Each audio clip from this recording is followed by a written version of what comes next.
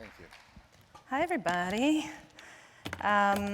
So the title of my little talk here seems a little silly after an actual guy who went to prison was just here, but here we go. What happened to me is not prison, real prison, and it's not like a life-altering thing like being in a wheelchair from a terrible accident. But at the time, it felt horrendous, and when I submitted this, it was in the throes of what I'm about to talk about. So on January 24th, 2014, I was on a flight with a colleague from work, coming back from a business trip, San Diego to Toronto. And I watched Meet the Millers, or We're the Millers, and laughed and embarrassed myself. It's really, really fun to go see it. And I said to Karma, my director of marketing, I'm going to take a nap. And I fell asleep.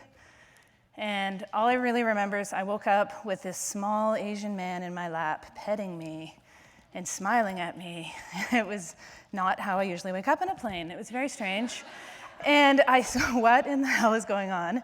And Karma looked at me like I was really troubled and said, you've had a seizure. That's not possible. What's going on here? She goes, this is Dr. So-and-so. He's a dentist.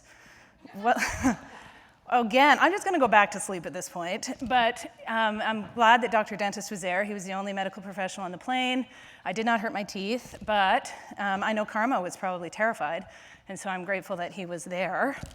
I felt very weird after. I don't really remember much. I got to the hospital after an ambulance took me off the plane in Toronto, and the doctors looked at me and did some tests, and I was awake and alert, and they just said, first one's free, get out of here. And I thought, what? First one's free? This is just getting weirder. Apparently everyone in Ontario, maybe everywhere, I have no idea, is allowed to have one unexplained seizure before they medicate you and take your license away and whatever. Go, scram. Okay, got out of there and just promised my brain never to do that again. But a few weeks later, I woke up in my front yard on a stretcher in February. It's a little chilly in Canada in February. As ambulance people loaded me into an ambulance again because my daughter and husband had found me in bed having another seizure. That was weird. Aren't I fun? So this time, though, they found a reason. They found I had low everything, low blood pressure, low iron, low potassium, low electrolytes, low. My blood work looked like I was malnourished. They asked me questions like, do you eat every day? Which was super flattering, because obviously I was. How many hours a day do you nap? I don't. How many times a week do you faint? I probably would have seen a doctor if I was fainting regularly. So none of that is happening. So they didn't know why my blood work was so bad, but they prescribed a whack of vitamins, anti-seizure meds, told me that once you have two epileptic episodes, you then have epilepsy, and I would be on meds for the rest of my life, and they would take away my license for a minimum of 6 months. That sucks.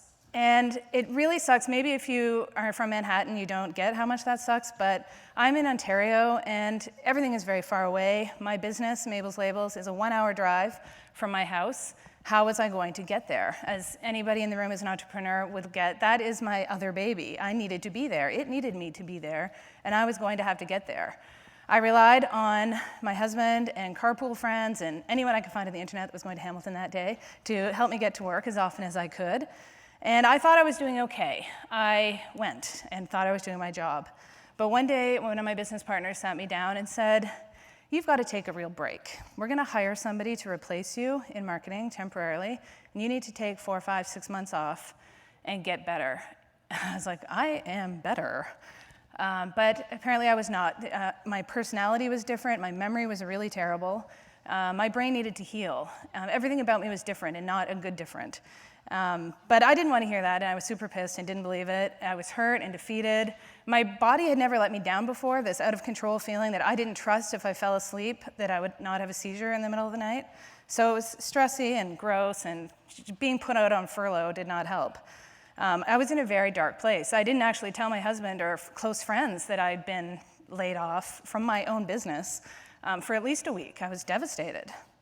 So I was stuck at home in February, in Canada, which is really cold and dark, with no car, bit of a job. I kept doing product development and certainly acting as a board member for my business. No workplace culture, though, no work friends. That's one of the things I love about going to the office and being involved in my company.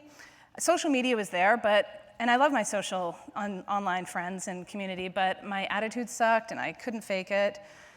I wasn't myself. I had to go through many different types of epilepsy meds before they found the right one for me. Some made me sleepy, some made me dizzy, some just didn't work. So I needed to do something. I really was depressed. I had never felt depression before, but I knew, I've seen enough commercials for, ads, that I knew that's what was happening to me. I was just heavy. Everything felt heavy. And it wasn't getting better. I went to the doctor and suggested I have depression on top of all these other problems. What are we going to do about that? And he said, we shouldn't do anything about that. Until you're on a med that works for you, we can't go prescribing more meds. I asked for medical marijuana, but apparently that wouldn't help me get my license back either, so I just had to stick it out. Longest winter ever. In Canada, they're really big on that. So why am I grateful for this epileptic furlough? It cured my TB, my too busy syndrome. I never would have walked anywhere before. I would get in my car. I suddenly found that I had to walk everywhere. I had a ton of doctor's appointments and naturopath appointments and neurologists, and I had to get blood work once a week, and I had to haul my freezing carcass across town to get there. At first I thought I would spend a fortune on cabs, but for some reason I didn't. I just decided to start moving. And I thought I would hate it, but I actually started to kind of like it. You've heard of slow food movement? Well, I was like living slow. Everything I did was really slow. I had a 9 o'clock doctor's appointment that meant I had to leave at 5 after 8 to get there. I thought it was really something I wouldn't enjoy, but I found myself talking to myself, which was another sign of bad mental health, but thinking, dreaming, considering, thinking about my bucket list, my family, my business, and just that time, I noticed things about my city that I'd never noticed before, really cool businesses running out of nooks and crannies that I never would have noticed before just whizzing by in my car. And it was really making me feel happier, which really surprised me. I had heard that exercise made people feel happy, but I thought that was just something sweaty people said to themselves to make them feel better about being sweaty people. But it was working. But I was still spending too much time alone. And I remember one day walking and thinking about Jeff Pulver. I've probably seen something on Facebook about pounds and weights and aches, and I really couldn't believe how open he was being with his journey. And I knew that I couldn't do that. I admired him for doing it, but I did realize that I needed to let some people in. I really was very isolated from my friends at the time. I was grumpy and gross, and it was winter. We all hibernate anyway. But I really hadn't talked to many people about what was going on with me. So I started to let some people in, and it was really good for me. And it was about the time I heard about this conference. I bet I was one of the first people to apply to speak. As soon as I got the email, I just thought, oh, because it was just around the same time that I'd been thinking. So I am grateful for improved health. If I hadn't had the time, this time off, this time out of my real life, I wouldn't have known that if it wasn't for epilepsy, I wouldn't have known I was so sick. And I wouldn't have learned all these things I've learned about listening to my body and knowing when something's wrong. I never would have seen a naturopath. I used to laugh at it. I used to laugh in the face of my friend who's the naturopath.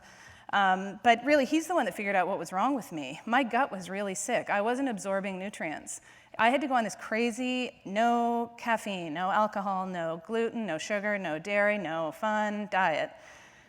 But it fixed me, and my blood work started getting better because of him. My Western doctors just wanted to prescribe more pills. I am grateful for the understanding of mindfulness. I had always been interested in this idea that being grateful and mindful would make you happier, but I never had the time. I was too busy to look into that, and certainly too busy to meditate. But I took the time to get into it and read some books and study it, and it really made me happier almost immediately, even just spending the time doing it. I'm certainly grateful for my new outlook on TB. Too busy. I'm super conscious never to answer the question, how are you, with busy. Have you ever noticed people do that all the time? How are you? Busy. That's not an answer. I find the time. I don't get any more hours in a day than you do. I savor my time. I spend it well. And I find if people judge how I spend my time, like, oh, what'd you do today? I walked 3 hours to get my blood work done. Oh, must be nice. I wish I had the time. I kind of find that insulting. I made the time. We all get equal number of hours in the day. This is what I did with it. So my epileptic furlough ended in August from my business, and by the time I went back, I'm so much more grateful to be there. I'm grateful to work for myself. I love my business, the people I needed. I was grateful to go back and feel needed. And it's an overused concept, but you don't really know what you've got till it's gone. And I will never take my health, my friends, my time, my good fortune to work for myself for granted ever again.